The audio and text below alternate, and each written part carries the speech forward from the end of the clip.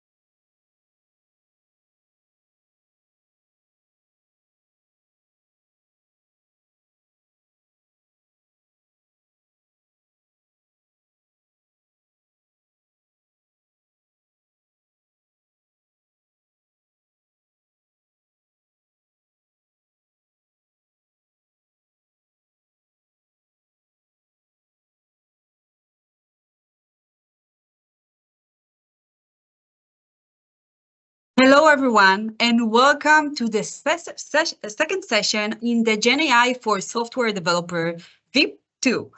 Today, we're going to have a session about Dr. GPT grounding LLM in healthcare.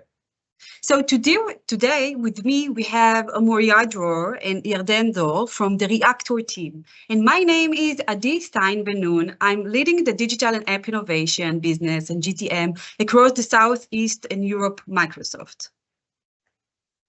So I mentioned the Reactor. So we work closely together with the Reactor team to provide you amazing sessions about everything that you need to know related to AI to create your own applications.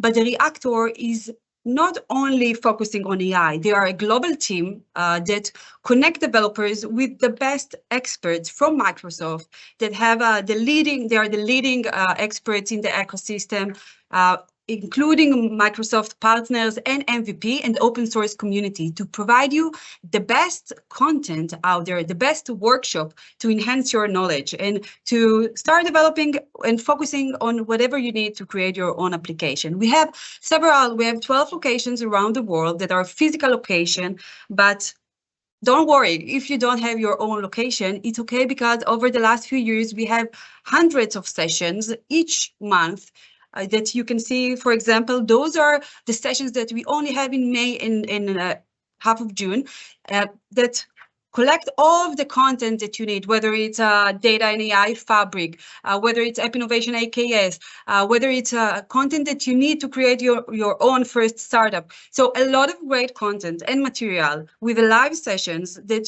will help you to create your applications. So how do you enjoy all of that? Just reach out to akms/Reactor to enjoy all of this content. And together with the Reactor, we have the Microsoft Learn. I hope that you're familiar with Microsoft Learn, because this is where I learn all of whatever I need to know in order to create my own application and to develop my own skills. It's basically a free platform that help you to access training, certification, documentation, a lot of a great community and a lot of opportunities for questions, and to have a learning culture with your team in your organization. But also, if you are even a student that want to learn, you have a learning path and a lot of modules that you can complete in your own pace, in your own time, and on the topics that are relevant for the future and for your career progression. And again, it's all free and including Sandbox. I highly recommend you, because I do it myself, I highly recommend you to try it out. You can scan this QR code to access the Microsoft Learn. And on top of this goodness, so we also have something called AI Learning Hub. We took all of the materials, all of the learning paths, and divided it based on your expertise, whether if you're a beginner in the AI or if you're already expert, and we divided it into different roles, so you can check it out and start getting knowledge and try creating on the Sandbox new application that will help you in your organization to reach your goals. So today we're in the second session of the second series, and the first one was a real success. This is why we did it again, right? So we have 4 sessions in the previous series, but if you missed that, no worries. You can scan this QR code to reach out to the previous session. We had a great sessions about how to develop AI application with generative AI and semantic kernel. That was a really great one about Copilot FOMO. I don't know, you're welcome to write on chat whether you're using GitHub Copilot, and probably you've seen the great announcement on Build yesterday about GitHub Copilot extension and workspace. A lot of great materials for us for the next sessions, right? So check it out. We also had a great session about how to leverage generative AI for documents as a service, and another great session about LangChain. All available with a lot more and additional sessions about generative AI on the Reactor YouTube channel. Scan the QR code to access that. So today we are on the second session. Last week we had a great session by Karine about how to assess LLM, large language models, how to evaluate them. And today we're going to speak about grounding LLM in healthcare. Next week, we're also going to have a great session about agents, about multi-agent. I'm really expecting today's session and next week's session, so you're welcome. If you haven't already, please sign up through this QR code to access the registration page. You are welcome to share that with friends and to join those free and great training sessions. I spoke about Build. So before starting and going on to the next session, by Rachel, I want just to make sure that all of you registered to Microsoft Build. We had an amazing event. I was really excited and thrilled about yesterday's announcement. And today it's going to continue, and we're going to have a lot of more of enhancement of an announcement. So scan this QR code to access for today's session. And for today, it's a true pleasure to have with us Rachel Wittes. So Rachel is not only an NLP data scientist at Microsoft, she's a really true person of inspiration. She is I hope that you're going to present that as well, Rachel, because she has an amazing Just in shortly, because I do get a lot of inspiration out of you. She has an amazing community of AI data scientists around Israel, and a lot of people are reaching out to her community to learn more about what's the latest and greatest and about the new advancement. So thank you so much for joining us today and sharing your knowledge with everyone. So thank you so much. I'm expecting your session. Thank you very much, Adi. I'm very happy to be here today. Thank you, and thank all the people in the reactor who make it happen. And I'll be sharing my screen in a moment.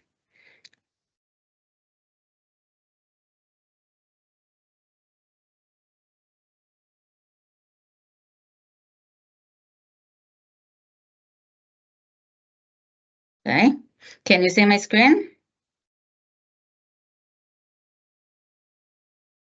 Yes, we can. Okay, great. Amazing. So I'm Rachel Wittis, and I'm going to talk about LLMs, large language models in healthcare, and how we ground them. I'll explain what ground means later. Two important comments. One is that I love the domain of healthcare, but a lot of the things I'm going to talk about here are also relevant to other domains that have rich knowledge and professional understanding beneath them. So take it into account. It's not relevant only to healthcare. And the second comment is that please feel free to write questions in the QA chat as I go. And I'll do 2 or 3 stops in my presentation to take questions and answer them. But you can just write as you have a question, and I'll answer them when the time comes. So again, thank you very much, Adi and all the Reactor team. I'm going to present myself now too. So I'm Rachel Wittis. I graduated from the NLP lab in Berlin University. And after graduation, I entered the fascinating field of medical data science. I started in Zebra Medical, which is a radiology startup. And now I've been working for 2 years in Microsoft Healthcare and Life Sciences Group here in Israel. And I'm going to present you today a lot of the things we do and how you can use our product. And also, like Dee mentioned, I'm also one of the co-founders of Medical Data Science Israel. It's a community with almost 5,000 members now. And the idea of this, one of the goals of this community is to connect developers, data scientists, and doctors together, because each of them has a different angle of the problem. And if not everyone are in the picture, we don't really make good products. And also we're doing a lot of lectures, and recently in the era of AI, talking a lot about how AI affects these fields of medicine. And I'm going to start from this. So back in 2016, when I was still in the middle of my master's degree, Dr. Jeffrey Hinton, which is a great data scientist, he invented more or less the neural networks. So he said the following quote. We should stop training radiologists now. I'm just stopping for 1 second. Radiologists are doctors who are interpreting radiology images. The ones who write you this report of you did a radiology scan, we saw this and that, we didn't see this and that. Okay, so he said we should stop training radiologists now. It's completely obvious that within 5 years, deep learning is going to do better than radiologists. And that's what he said. And then a radiologist called Curtis Langlot, also a great figure in the field, answered him with this quote: AI won't replace radiologists, but radiologists who use AI will replace radiologists who don't. So first of all, it's a very interesting debate that I think all of us are sort of having now in our domain too, and asking ourselves whether or when we'll be replaced. But I want to tell you that this, again, it's all happened 8 years ago now. And when I do my lectures, I present these quotes, and I'm asking people in the audience, what do you think actually happened? We are now 8 years after that. Which of these actually happened? And when I go and I speak, just a few weeks ago, I did this lecture in a startup company, in a medical startup company, to doctors.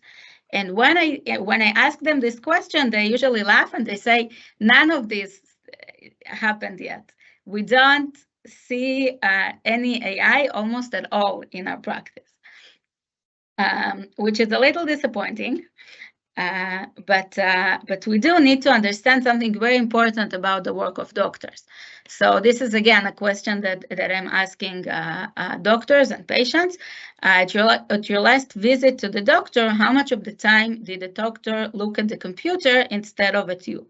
Okay, we all have this experience when we go to see a doctor and she or him are sitting in front of the computer and looking at the computer and at the task. How long is the time that it's what fraction of the time does this you feel like this? And in most lectures, people say C 50% of the time, or even D more than 50% of the time, and they are right. This is a very important piece that was published in the New Yorker in 2019. I highly recommend reading it. It's still very relevant. It became even more relevant, I think, since. And they actually show that 50% of the doctor-patient time is spent looking at the computer. The doctor is spending looking at the computer. And if we look at the whole time that the doctor spent in his practice, even without when she's not looking at patients, then even more, 2/3 of physician hours are spent in front of computers and not looking at patients. So this intuition that people usually have when asked the previous question is totally correct. And this is also why when I ask doctors in my lectures, where do you think AI already replaced radiologists, or is it, or radiologists using AI replaced radiologists? They usually they don't understand the question. We're so far from there yet. But we keep asking ourselves, we see how our field is progressing. We see how generative AI has progressed tremendously in the past 2 years. And maybe this is going to finally give us the answer. Maybe this is what finally going to help us really make the load on the doctors less and help them focus on the patients instead of focusing on the screen. And it can save them a lot of time, make their decisions more efficient, and all the other ways in which we can help them. So I think the answer will be yes in the long run, but in the short run, let's start from understanding what happened in the past 2 years. What's happened that we suddenly feel that everyone are talking about AI, and AI is doing amazing things? Because as someone who's been in the field for at least 15 years now, I know that it didn't start in the past 2 years. But what happened is the following, okay? Usually in data science or in neural networks, we have the following layers. We have the pre-trained general model that has a lot of knowledge about the word. It can be word embeddings, or it can be a language model. And then we used to have, when I did my master's degree 7 years ago now, we used to have a task-specific architecture for each task. If you wanted to do summarization, you would have one architecture, one model. If you wanted to do classification, you would have a different architecture and a different model. And we would have to have also specific data for your task. You would have to have a data set, which is a big problem in the medical domain. One of the biggest problems in doing data science in healthcare is that we don't have data. We don't have it because of privacy reasons, because it takes a professional to annotate it, and so on. But this is how most neural networks looked back for even less 3 years ago. And sorry, no, actually a little longer, I see now in the numbers. So what happened from 2013 to actually 4 years ago, when this revolution really started coming into place, is that these two layers of the specific data for the task and the specific architecture for the task completely disappeared. And what is now taking most of the place in our AI models is this layer with the ground knowledge, with the knowledge about the word. It started as very basic word embeddings, which didn't contain a lot of knowledge, and it goes and gains more and more knowledge until now, when we have GPT-3, GPT-4, and so on. The whole model is just the knowledge that it gained when it was learning. And we don't need to supply it not with specific architecture, not with specific data to our task. We just write a very short prompt and we get the answer from this model. And this, the way it actually happens, just a few words, is that while the model is training, it sees a lot of different types and kinds of data. It can be articles from Wikipedia, it can be questions and answers from Reddit, it can be books, it can be PubMed, which is scientific medical papers, and news, and so on. It processes all this data and it trains to predict the next word. So when we ask it a question, for example, if I ask GPT now, what is the difference between glioblastoma and astrotocomia? I hope I pronounce it right. Then what it does is that it actually each time predicts the next word. The next word would be, in this case, glioblastoma, and then it asks itself, what would be the next word after this question and the word glioblastoma, and says and so on, word by word, until we get our answer. Okay, so this new setup has naturally a lot of advantages. Okay, like I said before, the fact that we don't need now annotated data to start doing anything in AI, it's amazing. You have no idea how much it changed everything in the healthcare AI world. You don't need anything, any data, not annotated, not unsupervised, to just start asking it questions about healthcare, and it's amazing.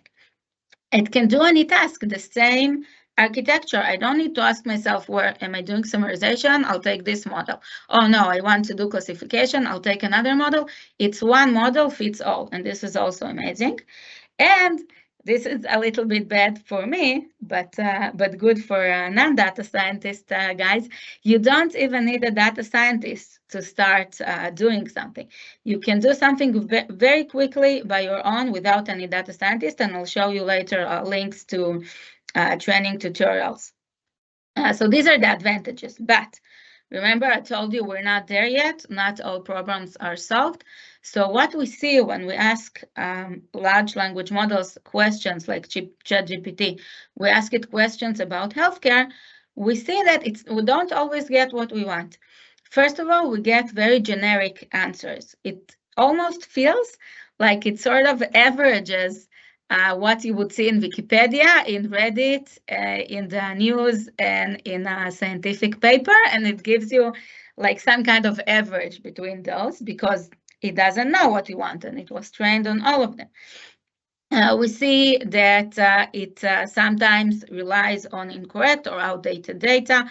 It can quote something that it read in an article from 2 years ago, which wouldn't be relevant anymore, or even, as you know, hallucination, fabrications. It might make up things.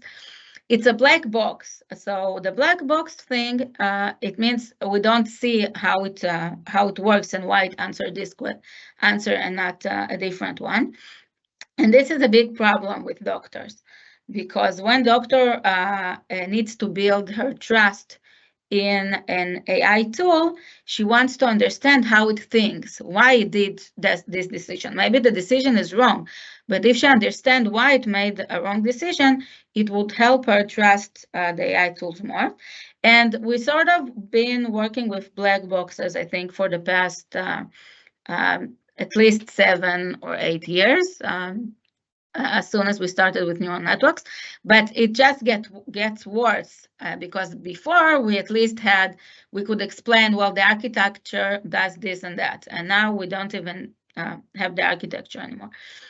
And they're hard to fine tune. It's hard to tell them, okay, we want something that looks like this. Please tweak a little bit to an answer that looks a little bit more like this example and not like this example. And I'm going to speak about it in the end, but Korean only also covered it in the last session. It's hard to evaluate. It's hard if we want to know, well, how good is our performance. And in healthcare, a lot of the time, it's not only for you out of curiosity. You would be required by FDA to supply numbers. How well does your model perform? It's very hard to evaluate generative tasks like summarization, question answering, everything that is not multiple choice. So these are the problems we're having and that we're dealing with. And one way to deal with many of these problems is called grounding. And by grounding, I mean two main things. One thing is to make the model rely on the data that I supply, make it understand and give its answer based on specific data that I want it to use. Which might be scientific publications or news, but I wanted to rely on my data. And the other thing I'm talking about is the option to tune it a little bit, not by prompts only, which is a great way to tune it. Yeah, you can write in your prompt, please make your answer more scientific. But sometimes it's not enough. Sometimes you want to tune it a little bit into the way you want it to talk or to answer or to understand your question. In addition to doing it in a prompt, you want to tell it like we used to do when we were training on data. Here are examples, do like this. We want something that looks like these examples. Okay, so this is what we're going to talk about today. We're going to talk about grounding in healthcare, how to make our models more reliable and more specific to our needs. And this is generally a problem. Again, like I said before, grounding is something we talk about in education and we talk about in cybersecurity and other domains too, because in all of them, we want our answers to be more specific and relying on actual data, actual knowledge in the world. But today in this lecture specifically, I'm going to talk about free data sources related to healthcare, which we can use to do the grounding, to supply our large language model with knowledge and examples. So one thing I'm going to talk about is different data resources. I spoke already about PubMed, which is a scientific papers data set. There are others like this for free. Cochrane Library has a lot of papers about medical knowledge and new things in medicine. Medline Plus, which we are using in our group to ground our models to clinical knowledge. Clinicaltrials.gov is a very interesting data set. It's freely available. It's just a website you can actually access, and it contains all descriptions of all the different clinical trials that take place currently around all the world. And for each clinical trial, it will explain what they're testing and what kind of patients they're looking for. So this is also a very interesting data source. So these were data sources. Now let's talk about a tool called named entity recognition. And I'm going to talk about a service called Text Analytics for Healthcare, which we develop in our group and is available to every person using Azure. And Adi mentioned before Microsoft Learn. So if you press this link, you can go to Microsoft Learn and do a session that will teach you to work with this tool, Text Analytics for Health. It's very, very easy. Basically, what this tool does is that you give it an unstructured free medical text, and it can be anything. Here it's a clinical report, but it can be also like a question in a forum. It can be a radiology report. It can be whatever clinical text you want. And what our tool does is that it marks inside the text the entities, relation, and assertions. So entities is what you see here, the colorful lines.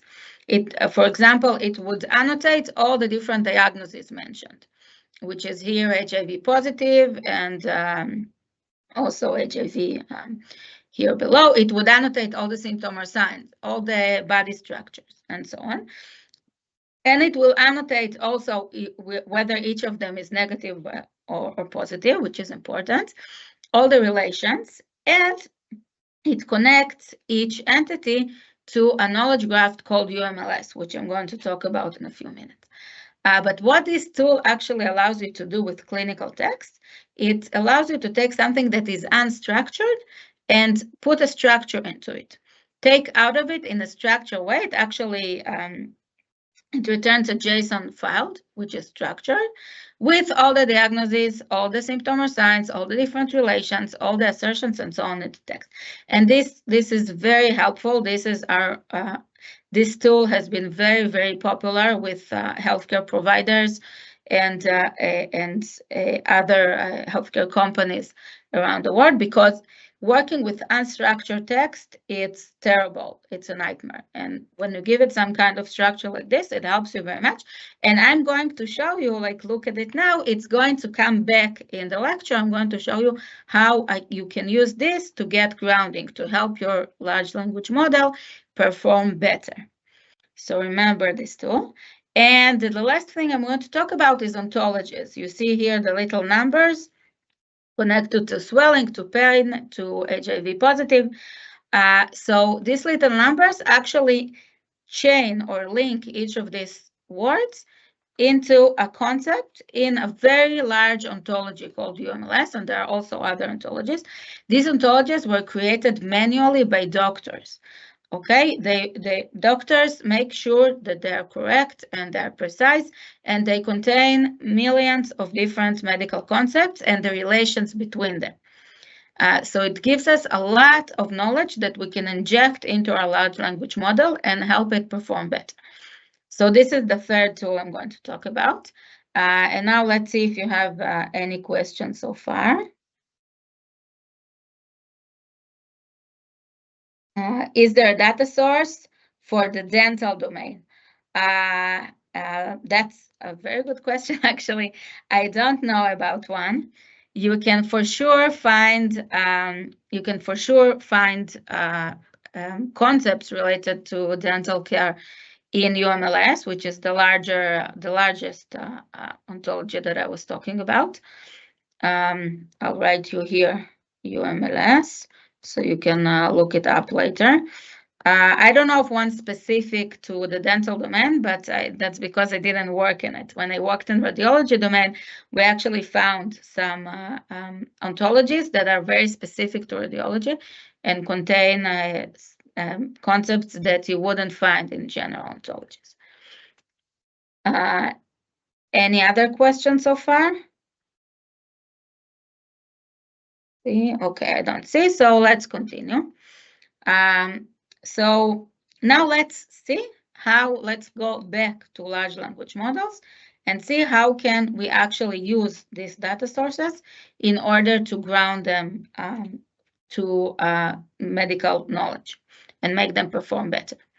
So one thing you need to understand about large language model and medical domain is that it's not only chat. When we think about AI in healthcare, we immediately start thinking about a chat, where you can ask a question, get an answer, ask another question, get another answer. But remember, I was talking about the doctor spending more than half of her time in front of the computer. If we want to help her, chats only wouldn't help.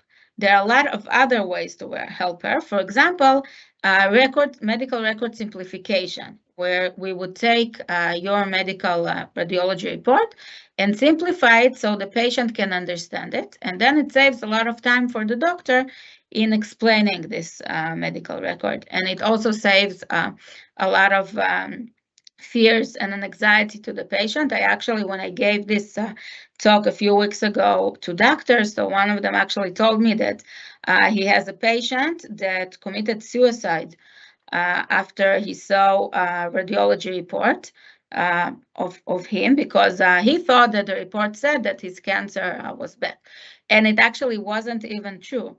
But he didn't understand what the report said, and it was very, very sad.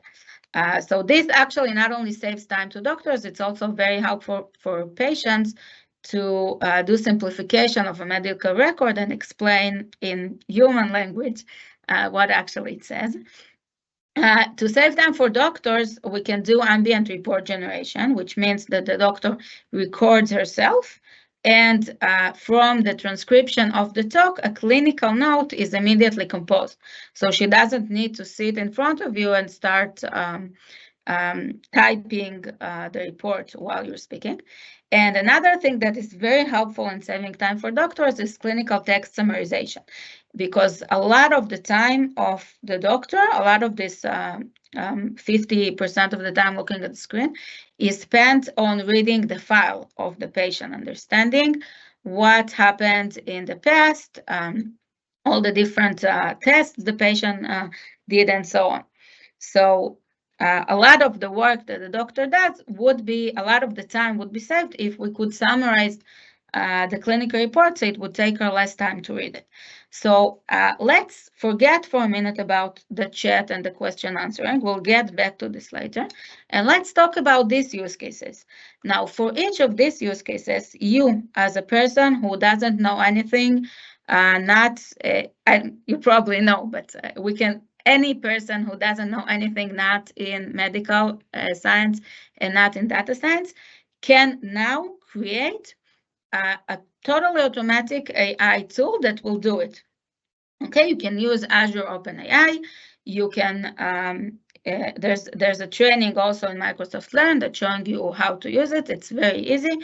And you can create an API, and you can create code that calls the API and that does this specific task, for example, of ambient report generation, which means starting from a transcription of a conversation, the doctor and the patient. The doctor says, I understand, you've had some right knee pain, and the patient answers, no, it's the left knee actually, and it just happens occasionally, like when I'm holding the grocery cart. Okay, this is the input. And the output is a clinical note, is something that can be put in the patient's file. And now you can really easily do it with Azure OpenAI and save the doctor a lot of time. But what is the problem? The problem is that it makes mistakes. Okay, for example, here, the doctor thought in the beginning it's the right knee, and then the patient corrected it. So in the report, it says the wrong thing. It says right knee pain instead of left knee pain. These things happen, okay? But how can you prevent them from happening? So this is one way to do grounding, to actually make the model look at what it performed and correct it. Tell it, no, it's not the right knee, it's the left knee. But how can we do it automatically? So one way to do it automatically is to train a validation model, a model that will look at this input and this result and say, you're wrong there. It's not the right knee pain. It's not the right knee, it's the left knee. And it would send a reply to the conversation with Azure and OpenAI and say, please, you made a mistake here, please correct. And then we'll do another feedback loop and get a better result. So, but in order to train these models, what we need is data.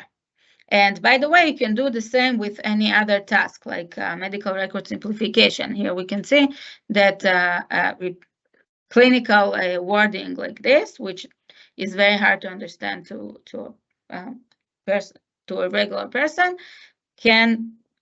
we can ask Azure OpenAI to simplify it. To simplify it and explain it. But also here, mistakes might occur. So in order to train this validation model that actually gets back to OpenAI and tells it to correct itself, we need examples. We need examples of correct output and examples of incorrect output. And this is where we're getting back to the use of the ontologies. Because let's say that the original note said you have presented for evaluation of left knee pain. This is the correct note that we have. Okay, but how do we create a negative example? So one way to do it is to run this through Text Analytics for Health. You can see here, Text Analytics for Health just linked it into the UMLS ontology. And now we go and look in the UMLS ontology, where we have all these terms nicely structured for us by manual work of doctors for many years. And we can see that actually knee pain is hierarchically connected to pain in lower limb. And it has this is the ancestor, and it has a brother in the ontology of ankle pain. They're close enough to be a mistake that the model can make, but they're still different from each other. So this is how we create a negative example. Okay, we switched left to right after we recognized the word left as a direction. We could switch it to right. And we switch knee pain to ankle pain by going and looking at the medical ontologies and finding something similar enough, but not similar. So this makes a mistake. So now we synthetically created positive and negative examples, and we can train our model that will do validation, and we'll be able to say, this is the correct response to this conversation that we saw before, and this is incorrect. And then it can do grounding for the large language model and help it correct itself. Okay, so this was one way doing grounding, and I wasn't talking about the chat use case. I was talking about other use cases. So let's see if there are questions so far. Is this only pertaining to medical text or imagist vision too? So our tool, Text Analytics for Health, is only working with text now, but everything I say in this lecture is also relevant to vision in the healthcare domain and not. And we actually did a test here yesterday, and I advise you all to also do this test. We just took from the web a freely available radiology image with some kind of problems with pulmonary congestion, or I don't remember exactly what, and we actually feed it to the new GPT 4.0 model, and we asked it to recognize the pathologies in this image, and it actually did quite a good work. But again, in this kind of task also, we would want to be able to guide it. We would want to be able to do validation, a check that it really does correct things, and we would want to ground it to real data. So everything I say here is also relevant to vision. Also, how about audio checks like heartbeat, lung capacity, etc.? So again, there are many companies working with this kind of data. Multimodal work, which works on many modalities, text and images, and checks together is, I think this is the future. This is going to happen very quickly in the next few years. But they require also grounding. If you're the thing you're doing with large language model is giving them a radiology image or an ACG check or something like this, and you want them to answer questions about it, you also need to do grounding. You also need to make sure it answers based on the original image and not just out of its head. How do we detect and correct for bias in the training data? Also, would a large language model customize the response, taking into consideration race, gender, nationality, age, which might be an important physiological factor? So this is like an entire different lecture, but I'll just say that yes, we see it a lot. We see it to both. You very correctly said that there are two problems here. Okay, there's one problem that I think people are more familiar with, of the data being biased, and then if our large language model didn't see any, I don't know, clinical data of a certain minority, then it won't be able to answer questions about it, and it's bad. But there's like also the problem to the other direction, because what happens if we do want it to take the gender or the race into consideration, because it is an important factor sometimes in healthcare, and it doesn't want to because it was trained to ignore these things. This also happens to us a lot.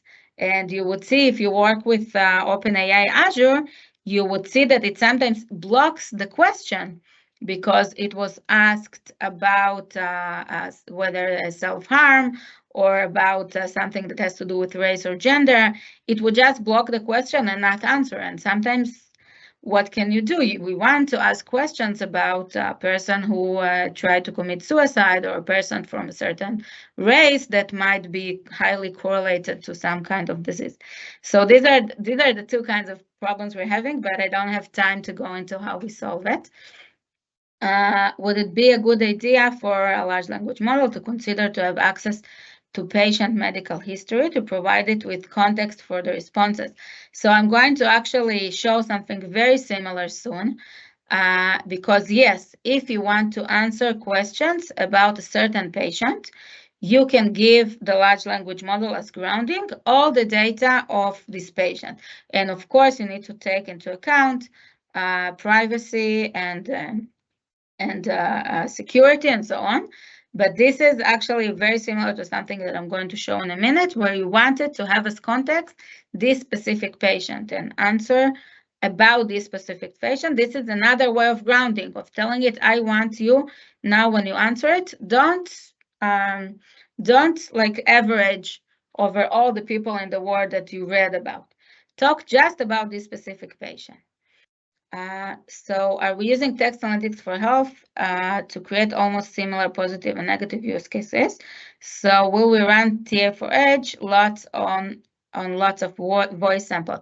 So for now, it doesn't work on voice samples.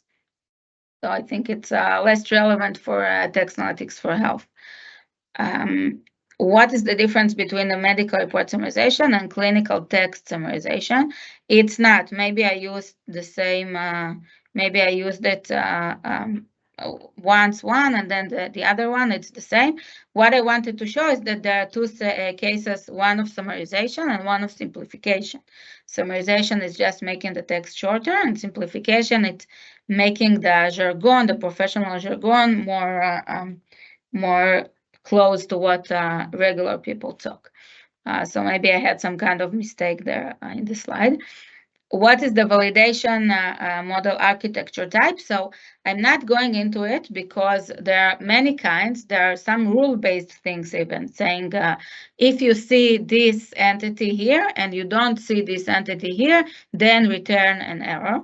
It might be something as simple as that, saying why do I see an entity of pneumothorax on the output and it wasn't in the input? It can be something very simple like this, but usually you would want to train a small neural network because it doesn't require a very large neural network to say, okay, this entity is not actually related to the question. So it can be a small BERT or even LSTM. Do you prefer UMLS over SNOMED in your work-related medical text processing structure? If so, why? Okay, so this is a professional question. I guess the person who asked it knows about medical ontologies. So actually, SNOMED is part of UMLS, but SNOMED as itself is sometimes the granularity there is a lot better, and sometimes we do prefer to just stay with SNOMED and not take all the different things from UMLS that would fit it from other ontologies, because each ontology has its own different things it emphasizes. And SNOMED is actually a very good ontology by itself that has good granularity, but keeps doesn't go too deep into some things that sometimes we see that are not relevant for our clients. So yeah, we work a lot with SNOMED, and a lot of the times we prefer to just stay with this and not take all of UMLS. So I think I'll continue now because we don't have a lot of time. So now I'm getting to what you all think about when I'm talking about AI. to question answering to this chat application where a patient can ask a question and the AI can answer instead of a doctor. How do we do grounding there? So we see there that it's usually tested on this data set called MedQA, which contains a lot of questions from medical exams in the US and a lot of different answers that can possibly be said. And we see on this data set that the results of large language model increased very, very much in the past few years. But here's a tweet from a doctor that I really like that says, okay, this data set, it's very nice that you're doing well on this data set, but please remember, it's not in any way even close to what happens in an actual doctor visit, okay? Because in USMLE is the medical exam, professional medical exam, which MedQA is based on. In USMLE, you would have this question with all the information, and you need to choose from 3 options. But an actual patient would come in, complain about the long line in the waiting room, forget to mention very important fact, and most importantly, in the end, it wouldn't say, well, is this A, B, or C? It would ask, what do I have? It's an open question. So what I'm saying here is that even though large language models are really good now on this type of multi-answer questions, we're still not very close to it being able to do the work of an actual doctor in a conversation with the patient. And here are some ways that grounding help us improve this. First of all, we can use examples. And we cannot give it only the prompt. Again, if you look at the training in Microsoft Learn, you can see how you can very easily add examples as part of the context. And you can give it actually an example that it would be similar to what the person actually asked. Okay, and if you give it an example that is similar with the answer from your database, we assume here you have a database of examples. And you usually do have from previous data, from multiple data sources. If you can find a question that is most similar to what the person asked and give it as example, this would be great in grounding for the model to give a good answer. And here I'm showing that this is not an easy task, okay? Because you can have 2 candidates, for example, that look very similar. For example, the first one, it's also a girl brought to the emergency by her mom, also nausea, also vomiting. But candidate A here is actually the wrong one because this is a person who has some kind of stomach flu. She only was vomited for 6 hours. The candidate B here is a more correct one, even though it's a boy and not a girl. He describes 5 incidents of vomiting, and here we have also multiple episodes of so this candidate is a lot better for this question actually, and finding the correct candidate is not easy. Choosing the correct example is not easy. Moreover, we can not only give it examples, we can give it as context information. And this information can be either the latest published papers, or like someone asked me in the chat before, more information about the same person. And if we give it this context, it would answer based on this context. And again, you can see here a link to Microsoft Learn when you can learn to do it. It's called Retrieval Augmented Generation, and you can actually add your own data set and ask the language model to answer based on your data set that you brought from home. It's a very useful technique, and I really advise anyone who's not familiar to go and learn it. But again, we have the same problem, okay? We query that our database of different papers, so for example, PubMed, and we get something here based on keyword search, but it can be also based on embeddings and vector search. And it won't necessarily be what we want. How do we tune it? How do we say, for this question, I want a different paper. I want a different example. I want a different paraphrase or something from the patient file. Okay, so how can we tune this algorithms that give us the correct context? So one way to do it, and again, I'm using here text analytics for healthcare. We find the entities, the medical entities in the question, And we change the relevance scores. If before the word BRCA or medulloglioblastoma was had smaller weight, was less relevant to what we're retrieving from the database, after we actually marked it as a positive symptom or sign, we can give it larger score, larger weight. We can say we want you to look at these words that are symptom or signs and give them more weight than to whether or not her mom or her father brought her to the emergency department. Because the vanilla algorithm of retrieval would totally treat them both the same. So here you can see how by extracting entities from your question and playing with the weights of different categories, you can improve your retrieval. And you can do the same with embeddings. I'm not going to go into it because we don't have a lot of time, but you can also fine-tune your embeddings to give you the context that you want and that you need for the large language model to answer your questions. And now see we're in the end, so let's see if there are any questions. Will the grounded large language model in healthcare have a better chance of identifying false positives and false negatives? Yes. So like one of the things that I showed before is that we can actually put an evaluation model that would identify these cases and notify the large language models you made a mistake here. So I see there are no wait. The large language model hallucinated that the patient's knee wasn't stable. Is this addressed by grounding?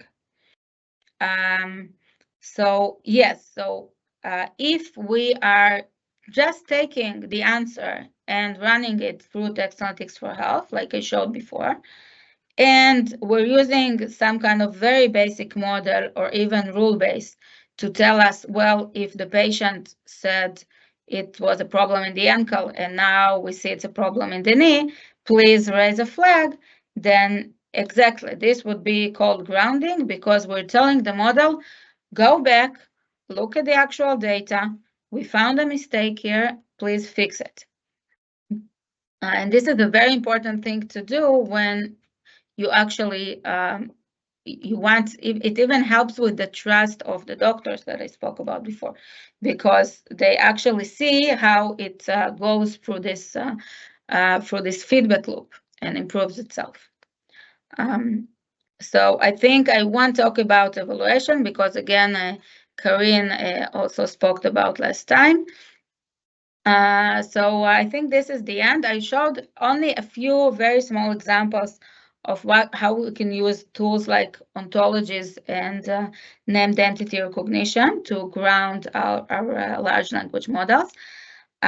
Please don't take it as this is exactly how we need to do it, but more of open your mind and think how we can use different named entity recognition systems or different knowledge graphs in our domain in order to make our large language model more grounded to the knowledge in our domain and the things that we wanted to do. So thank you very much.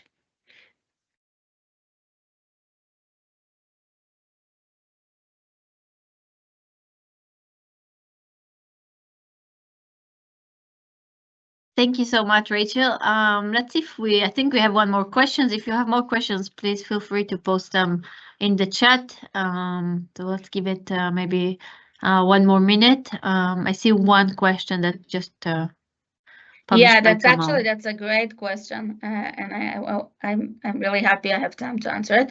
So the question is, as a .NET developer that I don't have knowledge about data scientist, could I be part of the GenAI as just a .NET developer, or I should change my career path to data scientist? So I think that's just a great question, and if that would be the only reason I'm here today to answer this question, so I'm really glad I'm here. So no, you don't need. That's the great thing of our era today. We have here in our group, we have a group of data scientists. but most of our group are actually not data scientists, and they're doing the most of the GenAI work in our group, because today we're in a place where in order to do generative AI, you don't need to be a data scientist. You need a data scientist if you want to make it productionable and if you want to get an FDA approval, because the data scientist will tell you how to measure it better and so on. But in order to start, in order to have an end-to-end application that does generative AI, you don't need to be a data scientist. You can take these few trainings that I have here in my slides and some others too, and just start going, because there's so many things that you can already do today if you're not a data scientist. When would you want a data scientist? Again, if you want to send it to production, and in healthcare, if you wanted to pass FDA and be actually used in hospitals and so on, you would need a data scientist, because doing things like evaluation and different ways of tuning your model, fine-tuning and so on, you would need a data scientist, but you can do like 90% of the way without changing your career path to data scientist totally.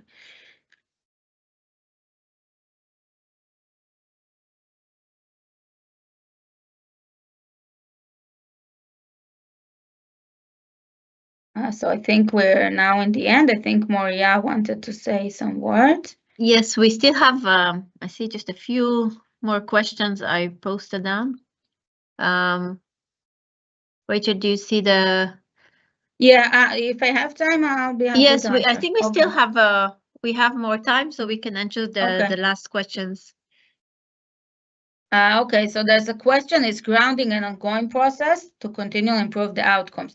Yeah, so I wasn't talking about it a lot, but there's a big importance in monitoring, because data is very different between different facilities, and it also gradually changes. So if we show that our model performs well on our data set, and then our model is sent to a different hospital, a different language, I'm not even starting to say that would need new fine-tuning. But yes, you really want to monitor your model, and grounding is a very good way to do it, because if you have some kind of evaluation metric that just checks that the entities you have in the input and the entities you have in the output are the same, if you have some kind of more complicated model that does it, if you can ground it to the way that this specific facility writes the reports and give it examples from these facilities instead of just some generic examples, that this would be very important. And to do it continually is also very important, because doctors might change, the cases might change. For example, in COVID, if you had something that does transcription and writes the medical note, in COVID, it would need to get to know a whole new type of questions that it didn't have before. So if you can ground it with examples from the past few weeks, instead of it relying on the data it fine-tuned on 2 years ago, that's also very, very important in the medical domain. Where can I get the link to the previous session? Okay, there are the links here. What are the areas in healthcare that need more AI? So I was talking only about the text areas, because like I showed, everything that saves the doctor time, summarizes the note, simplifies it for the patient, creates an ambient report out of a conversation and so on.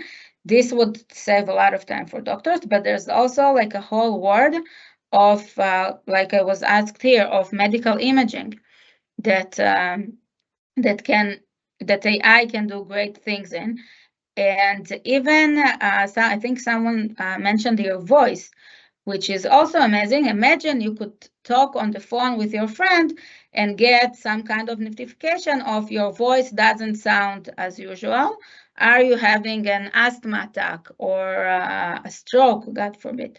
So these are all areas where I would add a lot. The only problem is that we need it grounded. In order for doctors and for regulators to trust it, we need to be able to say this is grounded on real data, on real examples, and some evaluation metric that goes on continually and checks that it's still okay. Because let it just go wild is a good way to lose the doctors very soon. To lose their attention, I mean, not them.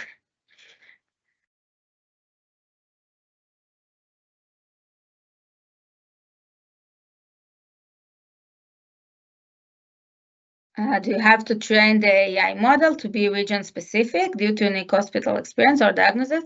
So I talked about it before. I usually fine-tuning a model, you could fine-tune your model on another data, but what we see from our experiments is that fine-tuning is costly and it takes a lot of time, and mostly it can ruin other things.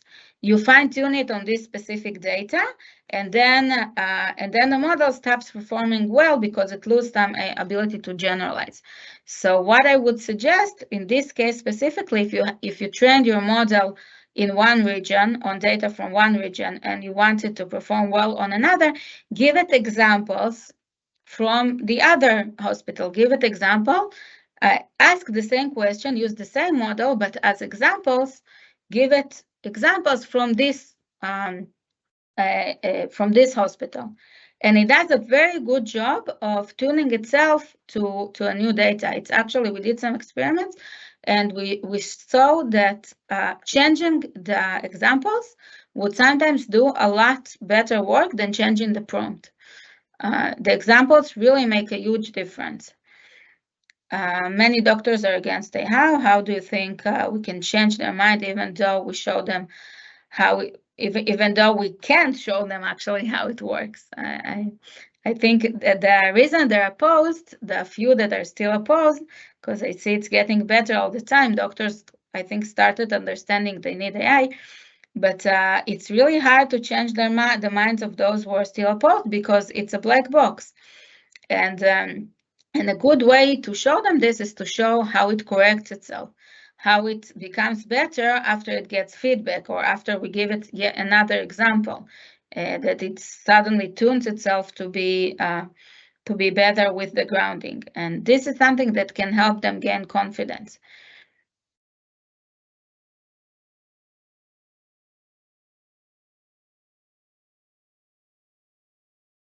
I don't see that we have any more questions, Rachel, so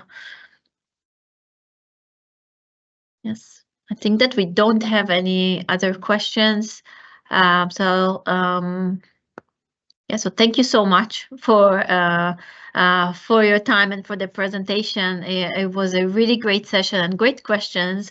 So thanks everyone for joining us.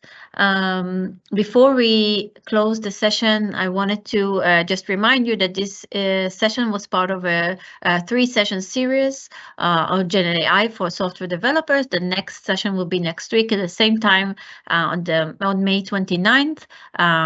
So please, if you haven't done so far, sign up for the last session and find out more.